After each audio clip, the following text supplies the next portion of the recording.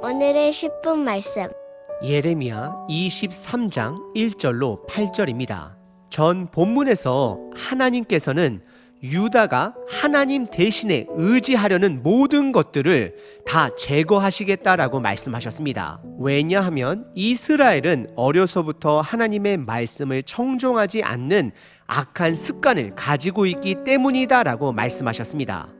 이들은 철저히 하나님 말씀을 그냥 듣지 않는 것뿐만 아니라 하나님의 은혜를 대놓고 무시한 자들입니다. 예를 들어 우상 숭배를 드리면서 여전히 성전에 와서 제사를 동시에 함께 드렸기 때문입니다. 그래서 하나님은 거짓 선지자들을 제거할 것이요, 왕궁의 사치스러운 모든 건물들을 폐허로 만들 것이요, 유다 왕족의 가문 또한 멸하실 것입니다.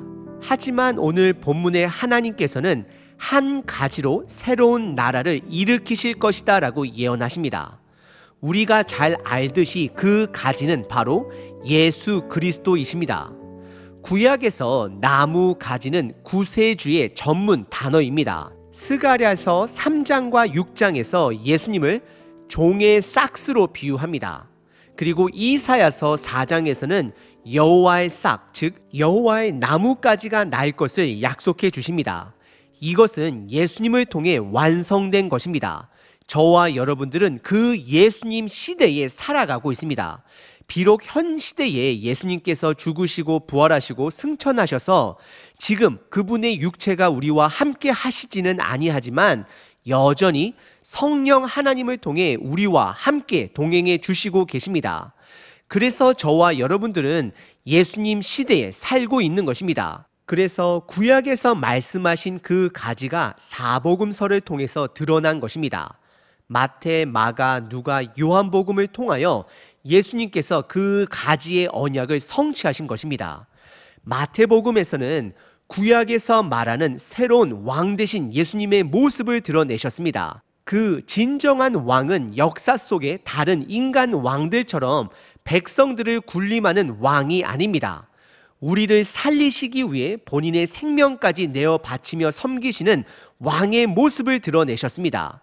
우리를 죽기까지 사랑하셨습니다. 그리고 두 번째, 마가복음에서 드러난 예수님의 모습은 사명을 가진 종의 모습, 즉 청지기로서의 구세주를 드러내고 있습니다. 예수님의 사명은 우리를 살리기 위해 십자가에서 죽어주셨습니다.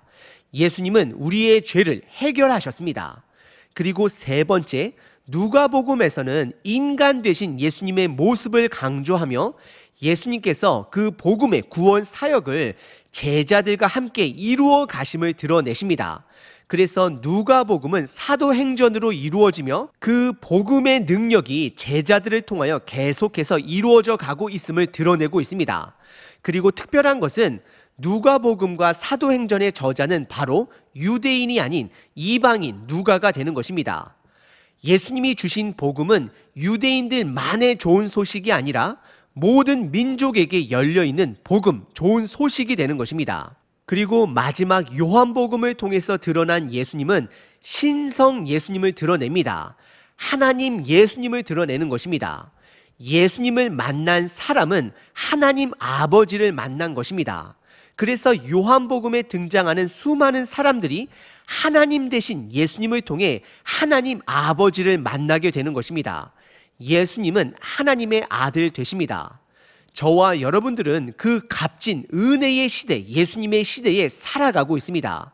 오늘 본문을 통해 구약에서 그토록 기다려왔던 진정한 왕 되신 예수님이 지금 우리들에게 온전하게 드러내셨음을 기억하시길 바랍니다. 그 사실이, 그 복음과 좋은 소식이 우리들에게 힘이 되고 소망이 되고 삶의 목적이 됩니다. 여러분들은 예수님을 개인적으로 만나셨나요? 오늘 본문은 두 부분으로 나눌 수 있습니다. 첫 번째는 실패한 목자입니다. 두 번째는 한 의로운 가지 약속입니다. 첫 번째 부분은 실패한 목자입니다. 참고로 남유다의 마지막 왕인 시드기야 왕을 배경으로 쓰여진 것처럼 여겨집니다. 왜냐하면 최종적 실패한 목자에 대해 심판을 선언하시기 때문입니다. 1절과 2절입니다. 여호와의 말씀이니라 내 목장의 양떼를 멸하며 흩어지게 하는 목자에게 화 있으리라. 2절. 그러므로 이스라엘의 하나님 여호와께서 내 백성을 기르는 목자에게 이와 같이 말씀하시니라. 너희가 내 양떼를 흩으며 그것을 몰아내고 돌보지 아니하였도다. 보라, 내가 너희의 악행 때문에 너희에게 보응하리라. 여호와의 말씀이니라 라고 기록합니다. 1절에 여호와의 말씀이니라 라고 시작을 하고 2절에 여호와의 말씀이니라 라고 마무리를 합니다. 하나님이 말씀하시면 반드시 이루어집니다. 하나님이 말씀하신 이 심판은 반드시 이루어질 것입니다. 하나님께서는 특정한 목자에게 화가, 저주가 있을 것이다 라고 선포하십니다. 그 목자는 하나님의 목장 안에 있는 양떼를 멸하며 흩어지게 한 목자입니다. 이것은 유다의 마지막 왕 시드기야와 지도자들을 향하여 선포하시는 것입니다. 그들은 실패한 목자입니다. 하나님의 음성을 듣는데 실패했습니다. 그래서 하나님이 맡겨주신 백성들을 죄악된 길로 걷게 하고 하나님의 심판으로 하여금 흩어지게 한 실패한 목자가 되는 것입니다. 그래서 2절에 그러므로라고 시작을 하며 1절을 기준으로 하여 다시 한번 하나님의 백성을 돌봐야 하는 목자들에게 그들은 하나님의 양떼를 돌보지 않고 몰아내고 흩어버린 악한 목자로서 하나님께서 반드시 심판하실 것을 선언하십니다. 오늘 본문의 첫 번째 부분은 실패한 목자입니다. 하나님의 목소리를 청종하는데 실패한 목자입니다. 여러분들은 예수님의 말씀을 듣고 계신가요? 두 번째 부분은 한 의로운 가지입니다. 첫 번째 본문에서 실패한 목자를 말씀하셨다라면 두 번째 본문에서는 반대로 성공한 생명을 가져다 온 한 의로운 가지에 대해 말씀하십니다. 이 가지는 예수님이십니다. 죄악으로 썩어 쓰러진 나무 뿌리에서 새 생명이 돋아난 것을 상징합니다. 3절부터 8절입니다. 내가 내 양떼에 남은 것을 그 몰려갔던 모든 지방에서 모아 다시 그 우리로 돌아오게 하리니 그들의 생육이 번성할 것이며 4절 내가 그들을 기르는 목자들을 그들 위에 세우리니 그들이 다시는 두려워하거나 놀라거나 잃어버리지 아니하리라. 여호와의 말씀이니라. 5절 여호와의 말씀이니라. 보라, 때가 이르리니 내가 다윗에게 한 의로운 가지를 일으킬 것이라. 그가 왕이 되어 지혜롭게 다스리며 세상에서 정의와 공의를 행할 것이며 6절 그의 날에 유다는 구원을 받겠고 이스라엘은 평안히 살 것이며 그의 이름은 여호와 우리 공이라 일컬음을 받으리라. 7절 그러므로 여호와의 말씀이니라. 보라, 날이 이르리니 그들이 다시는 이스라엘 자손을 애굽 땅에서 인도하여 내신 여호와의 사심으로 맹세하지 아니하고 8절 이스라엘 집 자손을 북쪽 땅 그 모든 쫓겨났던 나라에서 인도하여 내신 여호와의 사심으로 맹세할 것이며 그들이 자기 땅에 살리라 하시니라 라고 기록합니다. 하나님은 타락한 이스라엘 왕조에서 생명을 가져다 주실 것을 약속하십니다. 3절에 하나님은 의도적으로 창세기 천지 창조 때 사용하셨던 단어를 사용하십니다. 그것은 생육하고 번성하다입니다. 하나님은 흩어진 하나님의 양떼 백성들을 다시 모아 생육이 번성하게 하실 것입니다. 그 백성들이 바로 예수님을 믿고 따르는 저와 여러분들을 말씀하는 것입니다. 예수님 안에서 새 창조가 다시 이루어진 것입니다. 그리고 4절은 우리가 한번 생각해 볼 만한 표현이 등장합니다. 그것은 새로운 목자들을 실패한 목자들 위에 다시 세우시겠다 말씀하십니다.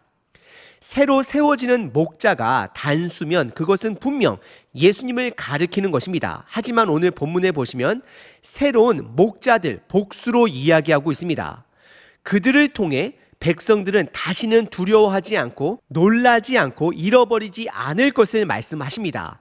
그 새로운 목자들은 누구일까요? 이 시대의 목사님들이다라고 말할 수도 있지만 그것은 정확한 것은 아닙니다. 이 시대의 목사들만 말하는 것이 아닙니다. 예수님의 제자들을 말씀하는 것입니다. 사실 이 시대를 돌아보게 되면 이 시대의 부재는 제자의 부재입니다. 교회도 있고 목사님들도, 전도사님들도, 장로님들도, 권사님들도, 간사님들도 있지만 예수님의 제자들은 턱없이 부족합니다. 하나님의 나라는 목사들의 숫자로 부흥하는 것이 아닙니다. 예수님의 제자들의 숫자로 부흥하는 것임을 기억하시길 바랍니다. 그리고 5절에 그 회복의 핵심 부분을 드러내십니다. 그것은 바로 때가 이르면 다윗의 혈통의 한 의로운 가지를 일으키실 것이다 라고 약속해 주십니다. 그 가지가 바로 예수님이 되십니다. 그가 왕이 되어 지혜롭게 다스리며 세상의 정의와 공의를 행하실 것이다 라고 말씀을 하십니다. 마태복음을 통하여서 드러낸 예수님은 역사 가운데 등장한 인간의 왕의 모습이 아닌 진정한 왕으로서 섬김의 왕의 자세를 가르쳐 주셨습니다. 핵심적인 가르침은 마태복음 5장에서 드러난 산상수훈입니다. 섬기는 왕, 죽기까지 생명으로 섬기시는 그리스도가 되는 것입니다. 그리고 6절에 그 날에는 이미 멸망한 북이스라엘뿐만 아니라 유다 모두가 다 회복할 것임을 말씀하십니다. 이것은 온 인류의 회복을 상징적으로 말씀하시는 것입니다.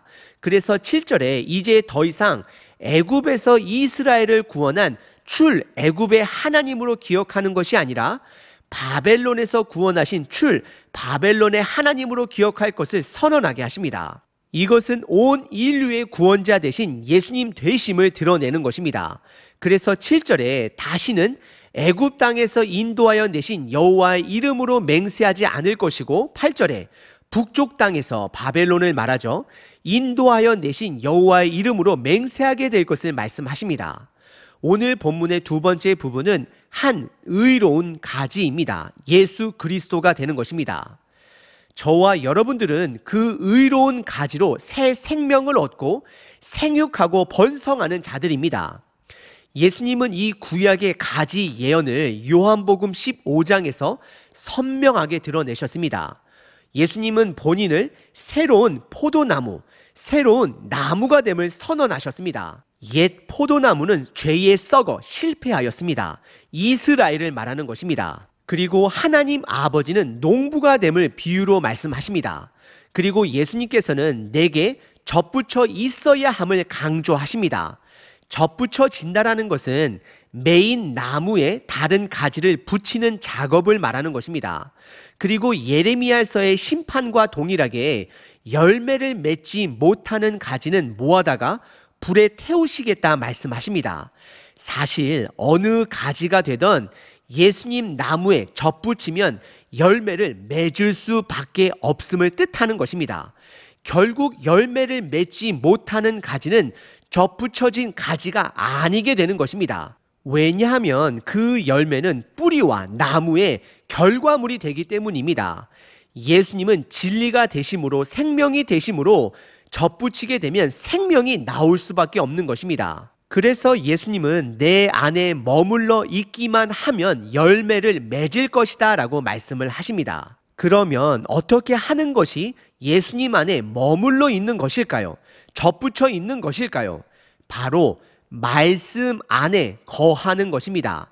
말씀이 바로 메인 나무요, 능력의 뿌리가 되는 것입니다. 생명이 되는 것입니다. 내가 날마다 말씀을 묵상하고 순종하고 때로는 그 말씀으로 인하여 고민하고 괴로워하면, 즉 끝까지 말씀 안에 거하게 되면 내가 원하는 열매가 아닌 하나님이 주시고자 하는 열매가 각자의 삶 속에 우리들 공동체에서 드러나게 될 것입니다. 오늘 하루도 끝까지 의로운 나무 되신 예수님 안에 거하시는 저와 여러분 되시길 바랍니다. 365일 기도문입니다. 잠언 11장. 의인이 형통하면 성읍이 즐거워하고 악인이 패망하면 기뻐 외치느니라. 모든 순간 모든 곳에 하나님의 사랑이 깃들어 있음을 찬양합니다. 오늘 해야 하는 많은 일들을 하나님의 능력으로 감당하게 하소서. 내가 하는 것 같으나 모두 주님의 힘으로 은혜로 해왔음을 고백합니다. 사람들을 만날 때에 주님의 사랑으로 그들을 사랑하게 하소서. 기도할 때에 다른 사람들을 위해 중보하게 하소서. 나의 형통이 다른 사람들의 기쁨이 되길 원합니다. 사람들이 나의 잘됨을 축하하는 아름다운 관계를 만들어가게 하소서. 오늘도 선을 행하고 덕을 세우며 하나님의 자녀답게 하나님의 이름을 드러내며 살겠습니다. 나의 마음으로 부족하오니 주님의 마음으로 채워주소서. 아버지의 사랑으로 사람을 사랑하며 세상을 돌보는 자 되게 하소서. 예수 그리스도의 이름으로 기도합니다. 아멘.